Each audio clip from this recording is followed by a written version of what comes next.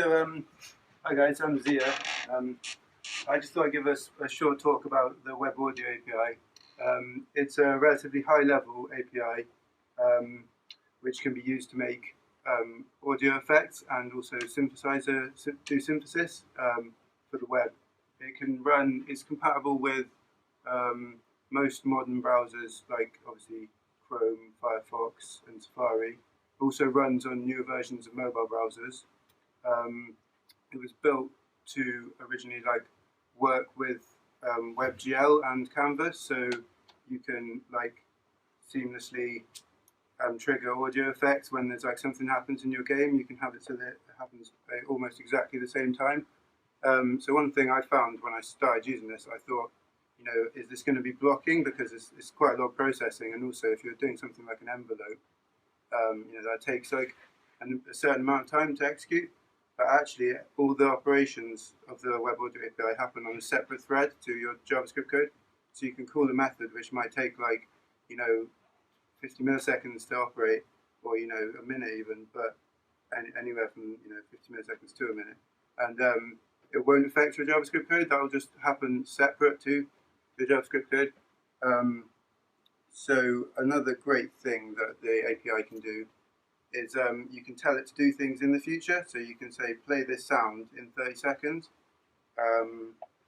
So some key features of the API are its modular, flexible architecture, how it's been built to essentially, if you've ever used Yahoo Pipes or Max MSP, slightly different things, but you can connect one node to another node. So this is sort of how you put together a sound processor with the API. So here is a synthesizer which stood in front of the screen. This is a synthesizer which I built with the Web Audio API, and you see it starts with an oscillator, connecting the oscillator to a filter, and then connecting an LFO to the gain, and then obviously connecting it to a saturation and an output. So that's kind of what I mean by modular. It's you get all these tiny little either audio source or audio processing objects, and then you can connect them together. They've all got a connect and a disconnect method.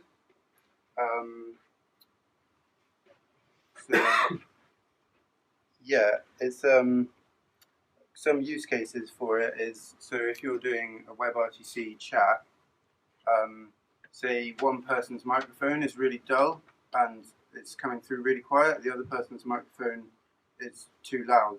You can use a compressor in JavaScript to actually turn down one of the volumes and boost the other volume, or you can boost the highs, make something more present. So all those kind of effects you can now actually do in JavaScript. There's another API which goes alongside this if you're into music production, called the Web MIDI API.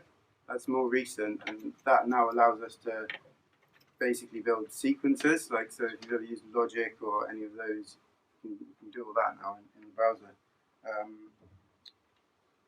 Also, it gives you an a audio analyzer output which you can plug directly into Canvas, so you can get a waveform up on the screen. So it'll show you exactly the spectrum of your sound.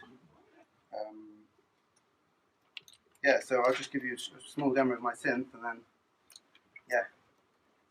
So this is basically what I built, and it just makes weird little sounds. You can do pitch bends.